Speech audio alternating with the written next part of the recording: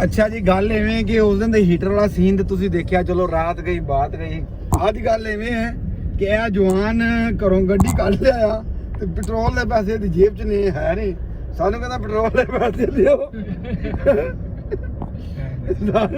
ਅਸੀਂ ਪਾਗਲ ਆ, ਸਾਨੂੰ ਕਾਲੇ ਕੁੱਤੇ ਨੇ ਵੱਢਿਆ।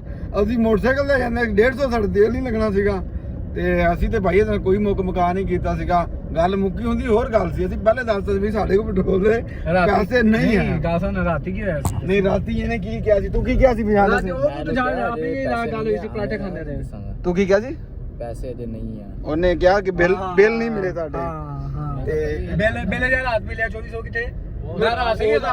ਇੱਕ ਮਿੰਟ ਨਾ ਰਾਤ ਸਹੀ ਕੱਟਿਆ ਸੀਗਾ। ਫਿਰ ਤੂੰ ਕਿਉਂ ਮੇਰੇ ਕੋ ਮੰਗਵਾਇਆ ਬਾਅਦ ਚੋਂ? ਤੇ ਅਸੀਂ 3-4 ਦਿਨ ਪਹਿਲੇ ਅਸੀਂ ਖਰਚਾ ਨਹੀਂ ਕਰਨਾ ਸੀਗਾ। ਖਰਚਾ ਨਹੀਂ ਕਰਨਾ ਸੀਗਾ, ਆਪਣਾ ਖਰਚਾ ਨਹੀਂ ਆਪਣਾ ਖਰਚਾ ਇੱਕ ਮਿੰਟ ਆਇਆ ਹੁਣ ਬਿੱਲ ਲਾ ਕੇ ਆਇਆ। ਅਬੇ ਹੁਣ ਬਿੱਲ ਲਾ ਕੇ ਆਇਆ। ਕਿੱਥੋਂ ਬਿੱਲ ਮਿਲਿਆ? ਨਹੀਂ ਸਾਨੂੰ ਘੰਟਾ ਦਲੀਲ ਕੀਤਾ ਉਹਦੇ ਖੜਾ ਕੀਤਾ ਸੀ ਬਿੱਲ ਲੈ ਰਹੇ ਨਹੀਂ ਮਿਲਿਆ ਬਹੁਤ ਮਿਲਿਆ ਨਹੀਂ ਮਿਲਿਆ। ਉਹਨਾਂ ਨੇ ਕਿਹਾ ਸਾਡਾ ਯਾਰ ਇੱਕ ਮਿੰਟ ਮੇਰੀ ਗੱਲ ਸੁਣ, ਕਿੰਨੀ ਦੇਰ ਤੱਕ ਖੜੇ ਨੇ? ਉਹਨੇ ਕਿਹਾ ਫੈਕਟਰੀ ਦਾ ਕੰਮ ਪੂਰਾ ਕਰੋ ਫਿਰ ਬਿੱਲ ਦਾਂਗੇ। ਬਿੱਲ ਨਹੀਂ ਮਿਲਿਆ। ਕੰਮ ਪੂਰਾ ਕਰ ਦੇ। ਅੱਛਾ ਜੀ, ਹੁਣ ਤੁਸੀਂ ਫੈਸਲਾ ਕਰੋ ਇਹਦੇ ਪੈਸੇ ਬਣਦੇ ਜਾਂ ਨਹੀਂ ਬਣਦੇ ਨਾ। ਹਾਂ ਬੰਦੇ ਹੀ ਬਣਦੇ। ਹਾਂ ਨਹੀਂ ਬਣਦੇ। ਇਦਾਂ ਤੂੰ ਸਿਆਣਾ ਨਹੀਂ। ਯਾਰ ਉਸਤਾਦ ਬੰਦ ਕਰ ਹੁਣ, ਕੀ ਰੋਲਾ ਪਾਇਆ। ਚੱਲ ਤੂੰ ਮਿਊਜ਼ਿਕ ਚਲਾ ਲਾ ਖੈਰ।